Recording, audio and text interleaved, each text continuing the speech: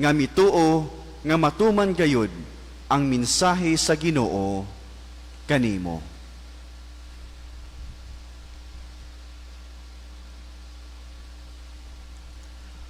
Mga igsoon, ang Ebanghelyo sa Ginoo. Daygon ikaw, O Kristo.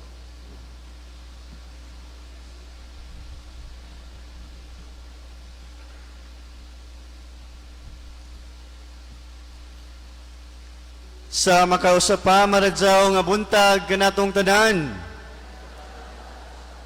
Ato asa pasidunggan, pinagi sa pagpalakpak kanatong Ginoong Dios, paliko mga igsoon. Og siyempre, ayaw kalimot pag-greet sa imong tapad, ingna. Salamat sa Dios kay nakamata pa ka, ingna.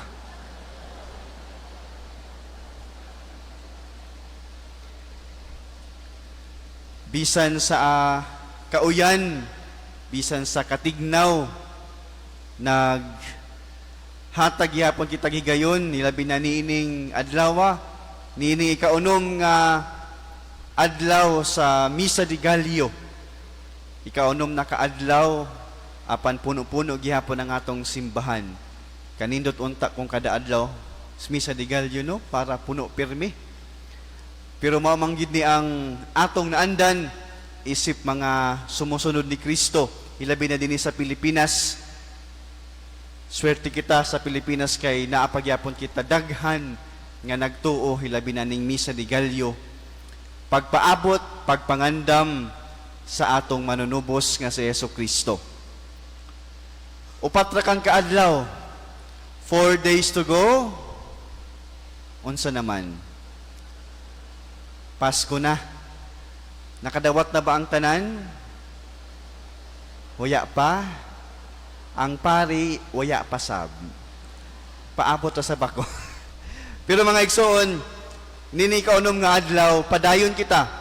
Padayon kita sa pagpamalandong sa pulong sa Dios.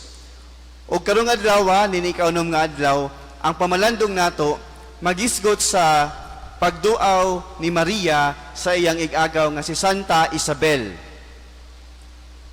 Kung pirmi kita nagrosaryo, mga igsoon, mao kini ang ika-duha nga misteryo sa kalipay. The second joyful mystery, which is the visitation of Mary to her cousin Elizabeth. Sa atong kinabuhi, mga igsoon, nakasinati na bata nga dunay mo bisita kanato? Ilabi na ka ng pananglitan na atay miyembro sa pamilya nga tuwa sa gawas, tapos dugay na wa makauli, tapos kalit lang mutunga sa inyong panimalay. Di ba ang feeling arang ka gana? Arang ka puno sa kalipay, puno sa pagmaya. Sa social media networking site nga TikTok, ambot lang kung nakabayo ka mo ng TikTok, daghay mga videos nga akong nakita about surprising family members coming from outside the country and going back to their families. Ang pagduaw, pagbisita sa ilang pamilya. Arang kanindot mga igsoon, kung doon na tayo mga kaigsuonan nga makabisita sa atong kinabuhi, nga dugay-dugay na, wa na to kit-i. Ug mao kini ang nasinati ni Santa Isabel sa pagduaw ni Maria sa iyang kinabuhi. Napuno siya sa kalipay. Mga igsoon, today, as we reflect on the visitation of Mary to her cousin Elizabeth, let us also reminisce, balikan ta ang mga panahon nga ang Dios mibisita sa atong kinabuhi og nakadawat kita sa grasya. Today, God visits us. Karon ang Dios miduaw, mibisita kanato. Mao nang karon, we are blessed. Blessed kaayo kita mga igsoon hilabi na karong panahona. Blessed kaayo kita nga gihatagan gihapon kita sa grasya sa kinabuhi aron mo padayon, aron mo paambit sa grasya sa Dios. Blessed kaayo kita nga nakasimba karong buntaga. Blessed kaayo kita nga gihatagan o nakadawat og grasya. Sa atong pagkabulahan mga igsoon, giunsa nato kini paggamit. Ato pa kining gitigom sa atong kaugalingong panginahanglan lamang. Mga igsoon, sama ni Maria, sama sa atong bulahang Birhen Maria, ato untang ihalad, ipaambit kining blessing nga atong nadawat karong panahona. Because you are blessed, may you also bless other people. Tungod kay ikaw bulahan, mahimunta po ikaw nga blessing sa ubang mga tao nga hangtod karon nakasinati sa kangit-ngit sa ilang kinabuhi. Ingon pa nila mga igsoon, unsa daw sekreto sa malipayon o kontento nga kinabuhi?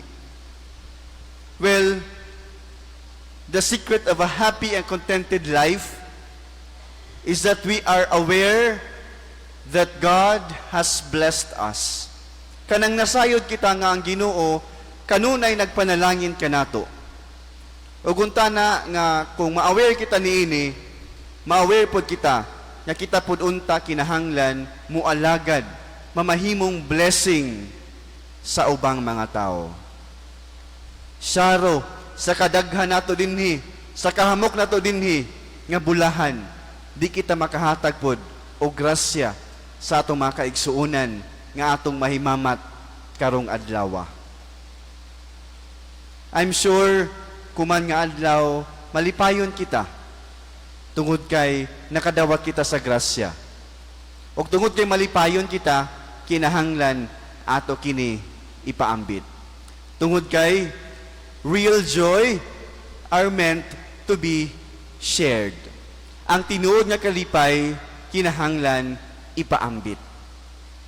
Mao kini ang nasinati ni Maria. Gipaambit niya ang kalipay. Mao nang si Isabel, bisan ang bata sa iyang sabakan, miulpot sa kalipay.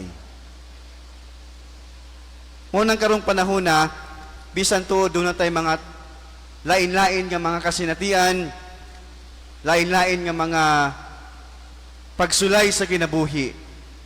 Remember that God has blessed us every day. And remember that you are blessed and you can be a blessing to other people. You are blessed and you are a blessing to other people. Kini mga pulong mga igsuon, atong makita, atong mabati sa atong bulahang Birhen Maria. Kabaluman kita nga kining atong pagsaulog sa Misa de Gallo, ato kining ipahinungod sa mahal nga Birhen Maria. Busa paningkamutan ta nga sa atong pagpuyo o pagpadayon sa atong kinabuhi. Bisan unsoy atong kasinatian, paningkamutan ta nga mapaambita ang kalipay sa Dios, kalipay sa mahal nga Birhen Maria didto sa atong mga kaigsuonan nga nanginahanglan og tabang. Ingon pa sa atong ebanghelyo, bulahan ka nga mituo nga matuman gayud ang mensahe sa Dios kanimo. Adlaw-adlaw makadawat kitag mensahe sa Ginoo.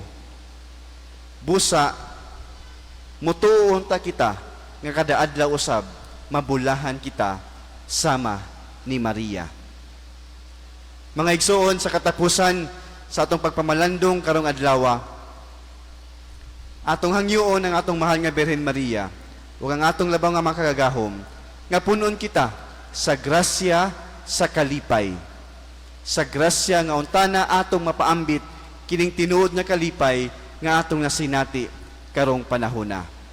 Ug sa atong pagpadayon, ato untang mapuy-an ang kalipay ni Kristo ug atong mapaambit kini sa atong kaigsuonan. Ug untana atong himuon kini di lamang karon kundi hangtod sa kahangturan. Tapuson ta kining pagpamalandong pinaagi sa pag-ampo sa atong mahal nga Birhen Maria. Pag-ampo sa maghimaya ka Maria. Kitang tanan, maghimaya ka Maria na puno ka sa grasya. Ang Ginoong Dios sa naa kanimo. Bulahan ikaw sa mga babayi nga tanan, bulahan usab ang bunga sa tiyan mo nga si Jesus. Santa Maria, inahan ka sa Dios, igampo mo kaming makasasala, karon ug sa oras sa amoy kamatay. Amen. Remember, you are blessed and you can be a blessing to other people. Amen.